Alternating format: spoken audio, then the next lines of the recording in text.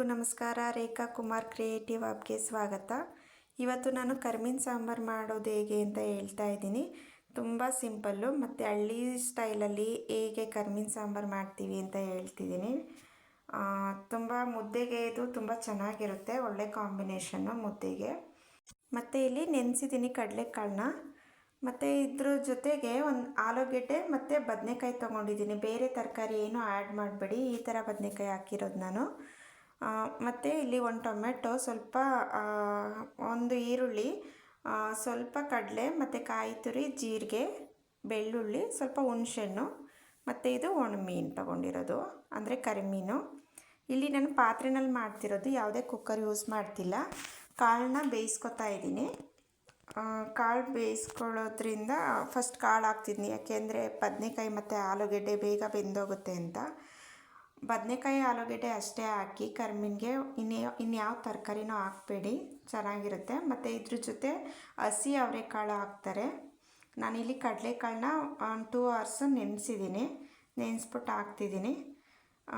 ಮತ್ತು ಈಗ ರುಬ್ಬೋದಕ್ಕೆ ಕಾಯಿ ಅದೆಲ್ಲ ಇತ್ತಲ್ಲ, ಅದನ್ನು ಹಾಕ್ತಿದ್ದೀನಿ. ಕಾಯಿ, ಟೊಮೆಟೊ, ಈರುಳ್ಳಿ, ಒಂದು ಸ್ವಲ್ಪ ಬೆಳ್ಳುಳ್ಳಿ, ಕಡಲೆ ಸ್ವಲ್ಪ ತಿಕ್ನೆಸ್ಗೆ ಅಷ್ಟೇ ಹಾಕ್ತಿರೋದು. ಖಾರ ಜಾಸ್ತಿ ಇದ್ದರೆ ಸ್ವಲ್ಪ ಕಡಲೆ ಇರಲಿ ಅಂತ ಹಾಕಿರೋದು. ಮತ್ತು ಒಂದು ಈರುಳ್ಳಿ ಹಾಕಿದ್ದೀನಿ. ಮತ್ತು ನಾನಿಲ್ಲಿ ಯಾವುದೇ ಥರ ಒಗ್ಗರಣೆ ಹಾಕ್ತಿಲ್ಲ, ಫುಲ್ ಹಳ್ಳಿ ಸ್ಟೈಲಲ್ಲೇ ಮಾಡ್ತಿರೋದು. ತುಂಬ ಚೆನ್ನಾಗಿರುತ್ತೆ, ಒಗ್ಗರಣೆ ಹಾಕ್ತಾನೆ ಮಾಡ್ತಿರೋದು ನಾನು ಇಲ್ಲಿ. ಮತ್ತು ಇದಕ್ಕೆ ಸ್ವಲ್ಪ ಖಾರದ ಪುಡಿ ಹಾಕ್ಕೋಬೇಕಾಗತ್ತೆ. ಖಾರದ ಪುಡಿ ನೋಡ್ಕೊಂಡು ಹಾಕ್ಕೊಳ್ಳಿ, ನಿಮಗೆ ಖಾರ ಹೇಗೆ ಬೇಕು ಹಾಗೆ. ನಾನಿಲ್ಲಿ ದೊಡ್ಡ ಚಮಚದಲ್ಲಿ 1 ಚಮಚ ಹಾಕಿದ್ದೀನಿ. ಸ್ವಲ್ಪ ಅರಿಶಿನೂ ಇದ್ರ ಜೊತೆಗೆ ಹಾಕ್ತಿದ್ದೀನಿ. ಮತ್ತು ಸ್ವಲ್ಪ ನೀರು ಆ್ಯಡ್ ಮಾಡಿಕೊಂಡು ಇದನ್ನು ರುಬ್ಕೊತಾ ಇದ್ದೀನಿ. ಮತ್ತು ಈಗ ನೆಕ್ಸ್ಟು ಕರಿಮೀನು ಇದೆಯಲ್ಲ, ಅದನ್ನು ಚೆನ್ನಾಗಿ ಹುರ್ಕೋಬೇಕು.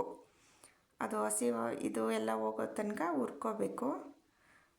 ಇದ್ರದ್ದು ಏನು ಅಂದರೆ ತಲೆ ಇರುತ್ತಲ್ಲ ಕರಿಮೀನ್ದು, ಅದನ್ನು ತೆಗೆದಾಕ್ಬಿಟ್ಟು ಮಾಡ್ತಾರೆ. ಕೆಲವರು ತಲೆ ಏನೋ ತೆಗಿಯಲ್ಲ, ಹಂಗೆ ಆ್ಯಡ್ ಮಾಡ್ತಾರೆ. ಚೆನ್ನಾಗಿ ಹುರ್ಕೊಂಡಿದ್ದೀನಿ. ಮತ್ತು ಇದನ್ನು ನೀರಲ್ಲಿ ಹಾಕಿ ತೊಳ್ಕೊಬೇಕು ಕರಿಮೀನನ್ನ.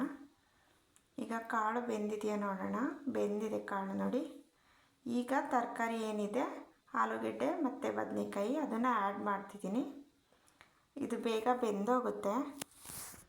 ನಾನು ಪಾತ್ರೆನಲ್ಲೇ ಮಾಡ್ತಿರೋದು, ಒಗ್ಗರಣೆ ಏನು ಹಾಕ್ತಿಲ್ಲ. ಈ ಥರನೂ ಮಾಡಿ ನೋಡಿ, ಚೆನ್ನಾಗಿರುತ್ತೆ. ಇದೊಂದು ಸ್ವಲ್ಪ ಬೆಂದಿದೆ.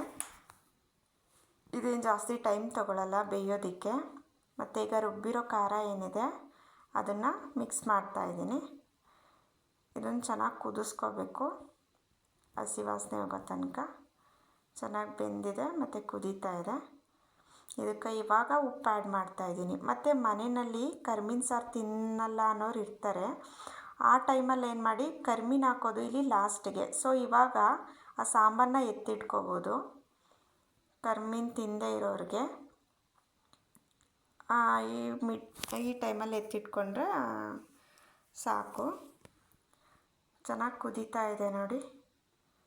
ಕರಿಮೀನು ಸಾರು ಚೆನ್ನಾಗಿರುತ್ತೆ. ಇದಕ್ಕೆ ಹುಳಿ ಆ್ಯಡ್ ಮಾಡಬೇಕು. ಹುಳಿ ಇಲ್ಲ ಅಂದರೆ ಅಷ್ಟು ಚೆನ್ನಾಗಿರಲ್ಲ ಟೇಸ್ಟು. ನೋಡಿ ಇವಾಗ ಬೆಂದಿದೆ.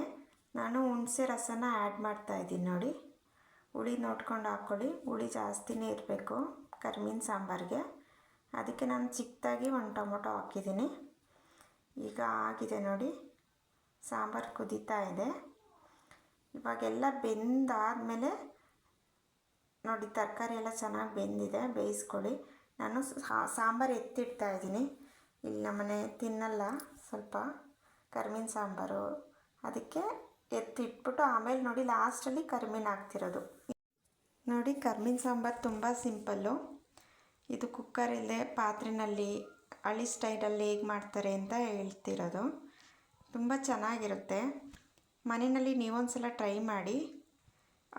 ಇದು ಜಾಸ್ತಿ ಏನು ಟೈಮ್ ತೊಗೊಳ್ಳಲ್ಲ. ಇಂಗ್ರೀಡಿಯೆಂಟ್ಸು ಏನಿಲ್ಲ, ತರಕಾರಿ ಹಾಕಿ ಸಾಂಬಾರು ಮಾಡ್ತಿರಲ್ಲ ಅದೇನೇ ಇರುತ್ತೆ. ಇದು ಮುದ್ದೆ ಜೊತೆ ತಿನ್ನೋಕ್ಕೆ ಒಳ್ಳೆ ಕಾಂಬಿನೇಷನ್ನು. ಈಗ ಯಾರೆಲ್ಲ ವಿಡಿಯೋನ ಸಬ್ಸ್ಕ್ರೈಬ್ ಆಗದೇ ನೋಡ್ತಿದ್ದೀರಾ, ದಯವಿಟ್ಟು ಸಬ್ಸ್ಕ್ರೈಬ್ ಮಾಡಿ, ಹೀಗೆ ಸಪೋರ್ಟ್ ಮಾಡಿ. ಮತ್ತು ಸಬ್ಸ್ಕ್ರೈಬ್ ಮಾಡಿದ್ರೆ ನೆಕ್ಸ್ಟು ವೀಡಿಯೋಗಳು ಅಪ್ಲೋಡ್ ಮಾಡೋಕ್ಕೆ ನಮಗೂ ಒಂಥರ ಖುಷಿ ಇರುತ್ತೆ. ಸಪೋರ್ಟ್ ಮಾಡಿ. ಹೀಗೇ ಇನ್ನಷ್ಟು ಒಳ್ಳೆ ವೀಡಿಯೋಗಳನ್ನ ಅಪ್ಲೋಡ್ ಮಾಡ್ತಿರ್ತೀನಿ. ಈ ವಿಡಿಯೋ ಇಷ್ಟ ಆದರೆ ದಯವಿಟ್ಟು ಶೇರ್ ಮಾಡಿ, ಲೈಕ್ ಮಾಡಿ, ಹೀಗೆ ಸಪೋರ್ಟ್ ಮಾಡಿ. Thank you.